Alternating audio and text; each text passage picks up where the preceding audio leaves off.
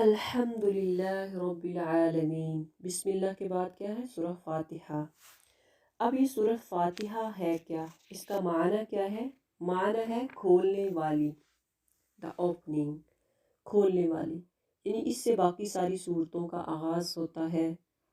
یہ پہلی صورت ہے جو ایک بہت ہی جامع صورت ہے، جس میں انسان اور بندے کا اللہ تعالیٰ کے ساتھ تعلق واضح ہوتا ہے۔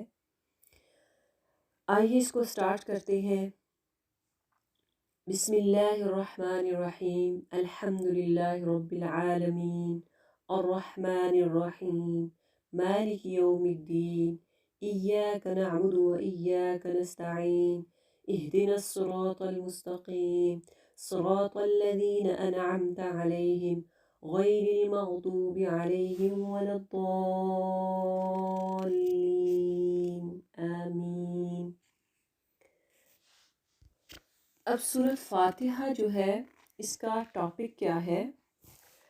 اس کا ٹاپک ہے، اس سورت میں پہلے اس جذبہ شکر کی تعبیر ہے کہ جب انسان اللہ سے شکر کرتا ہے، جو اللہ کی پروردگاری، اس کی رحمت کی وجہ سے جو انسان پر نیچرلی طاری ہوتا ہے۔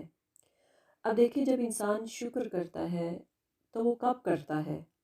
مثلاً کوئی آپ سے بہت محبت کرے، آپ کو دعوت پہ بلائے، کھانا بھی کھلائے، اور آپ کو واپسی پہ کچھ تحائف بھی دے دے۔ جب وہ گفٹ دے گا تو آپ کو کتنا اچھا لگے گا، یعنی آپ اس کی تعریف کریں گے، تعریف تو کریں گے کہ وہ بہت اچھا تھا، اس نے بہت اچھا کھانا کھلایا، لیکن ساتھ ساتھ آپ کے دل سے ایک آواز نکلے گی اور وہ ہوگی شکریہ کی۔ آپ اس کے تھینک فل ہوں گے، آپ اس کے شکر گزار ہوں گے، کیونکہ اس نے آپ کو اتنا کچھ دیا۔ تو الحمدللہ، اس سورۃ فاتحہ میں بندہ جو ہے اپنے رب کی تعریف کرتا ہے، اپنے رب کی تعریف کے ساتھ ساتھ وہ اس کا شکریہ بھی ادا کر رہا ہے۔ الحمدللہ رب العالمین، یعنی اللہ تیرا شکر ہے، تو ہی جہان والوں کا رب ہے۔ اس میں جو اسلوب ہے، اس میں جو سٹائل ہے، وہ ہے دعائیہ، ایک دعا کا ہے۔ اس میں انداز کلام آڈینس کو سکھانے کا نہیں ہے کہ وہ یوں دعا کرے، کہ وہ اس طرح سے دعا کرے، اس طرح سے مانگے، بلکہ اصل دعا ہماری زبان پر طاری کر دی گئی ہے، اور وہ دعا کیا ہے؟ الحمدللہ رب العالمین۔ پوری صورت جو ہے وہ ایک دعا ہے۔ انسان کا تعلق اپنے اللہ سے جڑ رہا ہے کہ اللہ، انسان جب بھی کوئی مانگتا ہے تو اس کی زبان پہ وہ چیز آ جاتی ہے، الحمدللہ رب العالمین۔ اب اللہ کا شکر، الحمدللہ رب العالمین، شکر ہے اس اللہ کا جو کائنات کا رب ہے، رحمان اور رحیم ہے، جزا و سزا کے دن کا مالک ہے۔ ہم تیری ہی بندگی کرتے ہیں اور تجھ ہی سے مدد مانگتے ہیں، ہمیں سیدھے رستے کی ہدایت دے دے، ان لوگوں کے رستے کی جن پر تو نے اپنا فضل فرمایا، جو نہ مغضوب ہوئے اور نہ گمراہ ہوئے، یعنی ان لوگوں کا رستہ ہمیں دکھا دے جن پر تو نے اپنے انعامات کیے، اپنا فضل کیا، نہ کہ ان لوگوں کا راستہ جن پر غصہ کیا گیا اور جو گمراہ ہوئے۔ اب اس صورت میں آپ دیکھیں تو ساری کی ساری کیا بیان کاری ایک دعا ہے جو انسان اللہ تعالیٰ سے کرتا ہے۔ رحمان اور رحیم کا ہم پڑھ چکے کہ رحمان کا مطلب اور رحیم کا معنی کیا ہے اور ان دونوں میں فرق کیا ہے۔ آگے ہے مالک یوم الدین، قیامت کے دن کا مالک۔ اس کے مطلب مذہب شریعت کے معنی کے لیے، جیسے افغیر دین اللہ یبغون، کیا خدا کے اتارے ہوئے مذہب کے سوا کسی اور مذہب کے طالب ہیں؟ کیا وہ کوئی اور مذہب تلاش کرتے ہیں؟ مالک جو ہے یعنی وہ مالک ہے۔ تو کئی، اور اسی طرح یوم الدین، بادشاہ ہے، کس کا؟ قیامت کے دن کا۔ اب دیکھیں کہ قیامت کے دن کا اللہ تعالی مالک ہے، وہ دن جزا و سزا کا ہے، وہ ایک ایگزامینیشن ہال ہوگا اس دن، اس دن آپ کے اعمال کو تولا جائے گا، پرکھا جائے گا۔ جس نے جو اعمال کیے، جیسا کمایا، ویسی ہی جگہ پہ داخل کیا جائے گا۔ آج ہمارے لیے سبق یہ ہے کہ ہم نے کیسے اعمال کرنے ہیں، ہماری زندگی کتنی ہے، ہمارے پاس ٹائم کتنا ہے، کوئی کسی کو علم نہیں۔ اس لیے اچھے کام کریں، وہ کام کریں جو ہمیں جنت کی طرف لے جائیں، وہ کام کریں جو ہمیں سیدھے راستے کی طرف لے جائیں۔ جب سیدھے راستے کو ہم اپنائیں گے تو پھر سارے راستے ہمارے لیے آسان ہو جائیں گے۔ وہ جزا اور سزا کا دن، وہاں پہ سختی ہوگی، مشکل ہوگی، ہر طرح کی، لیکن جو اللہ والے ہوں گے، جو اللہ کے بندے ہوں گے، اس دن ان کے لیے آسانیاں ہوں گی۔ اس دن ان کے لیے ایسے راستے بنا دیے جائیں گے کہ وہ گمان بھی نہیں کریں گے۔ اللہ تعالیٰ قیامت کے دن کا مالک ہے۔ المالک اليوم للہ الواحد القہار۔ آج کے دن بادشاہی کس کے ہاتھ میں ہے؟ اللہ تعالیٰ فرمائیں گے صرف خدائے واحد جو قہار ہے۔ اب دیکھیں قیامت کا دن کتنا سختی کا دن ہوگا، سورج سوا نیزے پہ ہوگا۔ تو وہ دن اللہ تعالیٰ پوچھیں گے آج کے دن کس کی بادشاہی ہے؟ دنیا میں ہم کہتے ہیں میں تو فلاں ہوں، فلاں تو بڑا بڑا ہے، بادشاہ ہے، فلاں تو یہ کر سکتا ہے، وہ کر سکتا ہے، لیکن ہم اللہ کو، اللہ کے ساتھ تعلق کو بھولے ہوئے ہیں کہ ہمارا تعلق ایک ایسی ذات کے ساتھ ہے، ایک ایسے بادشاہ کے ساتھ ہے کہ جس کا جو پرماننٹ تعلق ہے، جو ہمیشگی کا تعلق ہے، اور وہ نہ ختم ہونے والا تعلق ہے، اور وہ اللہ کے ساتھ ہونا چاہیے۔ اللہ کی بندگی، اللہ کی عبادت کر کے اگلی آیت میں اللہ تعالیٰ کیا فرماتی ہیں؟ ایاک نعبد و ایاک نستعین، یعنی خاص طر ہم تیری عبادت کرتے اور تجھ ہی سے مدد مانگتے ہیں۔ اب دیکھیں ساری کی ساری عبادات کس کے لیے؟ اللہ کے لیے۔ اب مدد کس سے مانگنی ہے؟ اللہ کے ساتھ، اللہ سے مانگنی ہے۔ ہمیں قبروں سے، ہمیں کہیں مزاروں سے مدد نہیں مانگنی، صرف ایک اللہ سے۔ اللہ کے آگے رویا کریں، اللہ کے آگے ہاتھ پھیلا کے دعا کیا کریں، اللہ تو ہی میرا مالک ہے، اللہ تو ہی مجھے اولاد دینے والا ہے، اللہ تو ہی میری بگڑیاں سنوارنے والا ہے۔ اب اللہ تعالیٰ جب ایاک نعبد و ایاک نستعین، اللہ تعالیٰ کیا فرماتے ہیں؟ قسمت الصلاۃ بینی و بین عبدی۔ حدیث میں آتا ہے، آپ صلی اللہ علیہ وسلم نے فرمایا کہ اللہ تعالیٰ فرماتے ہیں میں نے نماز کو اپنے اور اپنے بندے کے درمیان دو حصوں میں تقسیم کر دیا ہے۔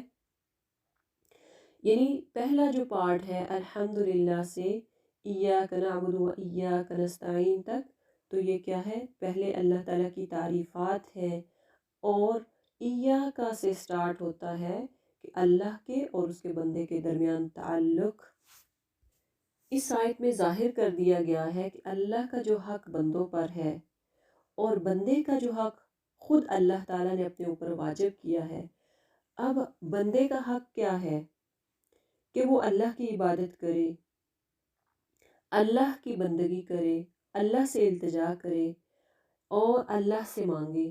بندے کا حق اس نے اپنے اوپر یہ بتایا ہے کہ اس پر رحمت نازل کرتا ہے، وہ اس کی مدد فرماتا ہے۔ یعنی پہلے حصے میں ایاک نعبد، ہم تیری ہی عبادت کرتے ہیں، و ایاک نستعین، تجھ ہی سے مدد مانگتے ہیں۔ یہ پہلا تعلق بندہ کیا کہہ رہا ہے؟ اپنے اللہ سے التجا کرتا ہے، اس سے ریکویسٹ کرتا ہے پلیز اللہ یہ کر دے، پلیز اللہ وہ کر دے۔ تو اللہ کر سکتا ہے، یہ اللہ کا حق ہے کہ ہم اللہ سے دعا کریں۔ یہ بندے کا یعنی کسی دوسرے کا حق نہیں ہے کہ ہم کسی اور سے جا کے دعا کریں، یہ اللہ کا رائٹ ہے۔ اس کے بعد اللہ تعالیٰ پھر جب آپ التجا کرتے ہیں، ریکویسٹ کرتے ہیں اپنے اللہ سے، تو اس وقت اللہ تعالیٰ اس دعا کو قبول کرتا ہے۔ یہ اللہ کا فضل اور کرم ہے کہ وہ بغیر کسی استحقاق کے بندے کو سب کچھ بخشتا ہے، اور پھر اس فضل و کرم کو بندے کا حق قرار دیتا ہے۔ یعنی یہ آپ کا حق ہے کہ اللہ تعالیٰ سے آپ مانگے اور اللہ تعالیٰ آپ کو وہ عطا کر دے۔ اسی طرح سے اہدنا الصراط المستقیم، اہدنا کا مطلب صرف اسی قدر نہیں کہ ہمیں سیدھا راستہ دکھا، بلکہ اس کا مفہوم اس سے بہت آگے ہے، بہت زیادہ ہے، کہ اس راستے کی صحت پر ہمارے دل مطمئن کر دے، اس پر چلنے کا ہمارے اندر ذوق اور شوق پیدا کر دے، اس کی مشکلیں ہمارے لیے آسان کر دے، اور اس پر چلا دینے کے بعد دوسری پگ ڈنڈیوں پر بھٹکنے سے ہمیں محفوظ رکھ۔ یعنی یہ نہیں کہ کبھی اس راستے کو اپنایا، اللہ کے راستے کو اپنایا، کبھی کسی نے کہا کہ اچھا آپ کے پاس اولاد نہیں ہے تو فلاں جگہ پہ چلے جائیں، فلاں مزار پہ چلے جائیں، وہاں جا کے دعا کریں، نہیں، یہ ساری پگ ڈنڈیاں، تذبذب، یہ سب ختم کر کے صرف ایک اللہ سے کہیں کہ اللہ اہدنا الصراط المستقیم، سیدھا راستہ دکھا دے، وہ راستہ جو کامیابی کا راستہ ہے۔ اب اس سے مراد وہ راستہ ہے جو بندوں کے لیے خود اللہ تعالیٰ نے کھولا ہے، جو دین اور دنیا دونوں کی فلاح و کامیابی کا ضامن ہے، جس پر چلنے کی دعوت نبیوں اور رسولوں نے دی، جس پر ہمیشہ خدا کے نیک بندے چلے ہیں، جو قریب تر اور سہل تر ہے، جس کے ادھر ادھر سے گمراہوں اور گمراہ کرنے والوں نے بہت سی کج پیچ کی راہیں نکال لی ہیں، لیکن وہ بجائے خود قائم ہے، اور خدا تک پہنچنے والے ہمیشہ اسی پر چل کر خدا تک پہنچ سکتے ہیں۔ وہ راستہ کون سا ہے؟ حضور صلی اللہ علیہ وسلم نے ایک مرتبہ اس طرح سمجھایا کہ زمین پر ایک سیدھا خط لگایا، ایک لائن لگائی، پھر اس کے دائیں بائیں آڑے ترچھے یعنی کچھ اور لائنیں لگائیں، پھر فرمایا کہ یہ اللہ کا راستہ، یعنی جو سیدھی لائن ہے یہ کیا ہے؟ اللہ کا راستہ ہے، اور جو اس کی سائڈ پہ لائنیں ہیں ترچھی اور آڑی، یہ کیا ہے؟ یہ وہ پگ ڈنڈیاں ہیں، یہ وہ غلط راستے ہیں، یہ وہ بدعات ہیں جو شیطان کو بلا رہی ہیں، یہ شیطان کی دعوت دیتی ہے۔ آگے صراط الذین انعمت علیہم، ان لوگوں کا راستہ جن پر تو نے انعام کیا۔ اب اس وجہ سے صرف اتنے ہی پر بس نہیں ہے کہ ہمیں سیدھی راہ کی ہدایت بخش، بلکہ اس کی پوری وضاحت اللہ تعالیٰ نے فرما دی۔ اس میں دو چیزیں ہیں اس آیت میں، ایک ہے پازیٹیو اور ایک ہے نیگیٹو، مثبت اور منفی، دونوں پہلوؤں سے، کہ انعمت علیہم، جن پر انعام کیا، یہ کیا ہے؟ پازیٹیو ہے، اور ان پر جو انعام ہوا وہ لوگ کون ہیں؟ وہ ہیں صدیقین، انبیاء، صدیقین، شہداء، ان لوگوں کا راستہ جن پر انعام کیا گیا۔ اور منفی جو ہے وہ کیا ہے؟ غیر المغضوب علیہم ولا الضالین، نیگیٹو، یعنی وہ لوگ غیر المغضوب جن پر غصہ کیا گیا، جو نہ تو مغضوب ہوئے ہیں یعنی کرسڈ، جن پہ اللہ کی لعنت ہوئی، ان لوگوں کا راستہ، اور جو گمراہ سیدھے راستے سے ہٹ گئے، ان لوگوں کا راستہ ہمیں نہ دکھا۔